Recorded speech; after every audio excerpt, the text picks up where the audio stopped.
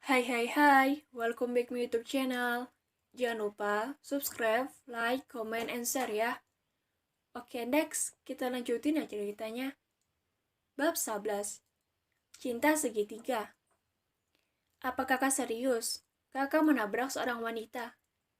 Tanya Aldi lagi yang masih tidak mempercayainya. Hei, sejak kapan kakak sering bercanda? Rangga merangkul bahu Aldi. Pemandangan itu tak luput dari pasang mata mahasiswa dan mahasiswi yang sedang berlalu lalang. Mereka begitu terkejut dan juga senang karena kehadiran Rangga. Melihat Ali saja mereka begitu senang, apalagi dikasih bonus dengan menampakkan Rangga di kampus itu. Tapi kak, apa kecelakaan itu parah? Aldi mengikuti langkah kaki Rangga. Keduanya berjalan beriringan. Sepertinya tidak terlalu parah. Hanya masuk ruang ICU. Balas Rangga santai. Lagi-lagi, Aldi dikejutkan oleh setiap kata-kata yang keluar dari mulut kakaknya itu. Apa kakak sehat? Pasti wanita itu terluka parah. Aldi membayangkan bagaimana keadaan wanita yang ditabrak oleh Rangga.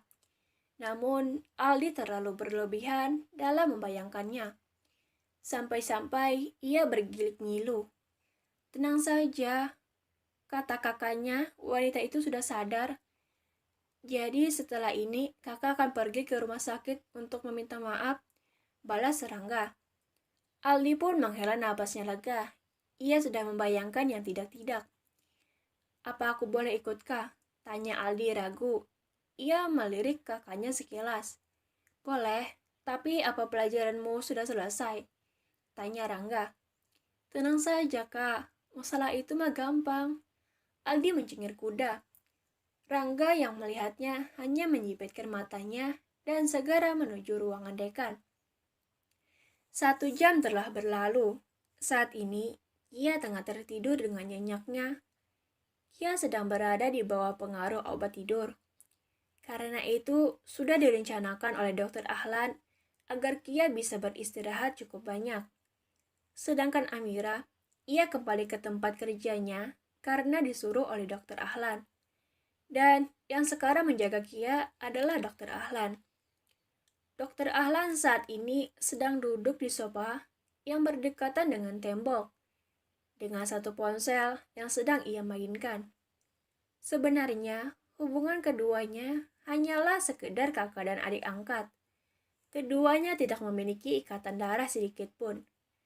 Kia menganggap Dokter Ahlan sebagai kakak kandungnya, karena ia ingin mempunyai seorang kakak laki-laki yang bisa menjaga adiknya. Namun, Dokter Ahlan tidak menganggap Kia sebagai adik, tetapi lebih. Dokter Ahlan sama sekali tidak bisa mengungkapkan perasaannya itu terhadap Kia. Ia takut Kia akan menjawab kalau ia hanyalah kakak laki-laki Kia. Hubungan keduanya sudah cukup lama menjalin. Mungkin sudah sekitar 6 tahun lamanya. Dokter Ahlan sudah mengetahui tentang Kia. Bahkan ia bisa memahami apa yang Kia inginkan dan tidak. Dokter Ahlan benar-benar mengerti setiap sikap Kia yang sering berubah-ubah. Tetapi Dokter Ahlan sama sekali tidak mempermasalahkannya. Apalagi hubungan keduanya didukung oleh kedua orang tua Kia dan juga kedua orang tuanya. Namun Kia, ia sama sekali tidak mengetahuinya. Dokter Ahlan tidak ingin gegabah dalam menyatakan perasaannya kepada Kia. Karena Kia sudah pasti tidak menginginkannya menikah di umur yang masih 18 tahun. Dokter Ahlan yang sebelumnya bertanya keadaan keluarga Kia, namun tidak dijawab oleh Kia, ia langsung mencari tahu semuanya lewat berita. Betapa terkejutnya ia saat melihat berita tentang keluarga Kia yang hancur, dan hanya tersisa Kia. Dokter Ahlan merasa sangat bersalah karena di hari kedua orang tua Kia, Dokter Ahlan tidak bisa hadir. Sebab ia ada tugas pergi ke luar negeri. dan kembali 3 hari sesuai sudah kedua orang tua Kia dimakamkan. Dokter Ahlan sering berkunjung ke rumah Kia. Jadi setelah kembali dari luar negeri, Dokter Ahlan langsung menemui Kia di rumahnya. Tetapi saat sudah tiba di depan gerbang rumah Kia, rumah itu terlihat begitu sangat sepi. Dan Dokter Ahlan melihat kertas yang menyatakan kalau rumah itu telah disegel.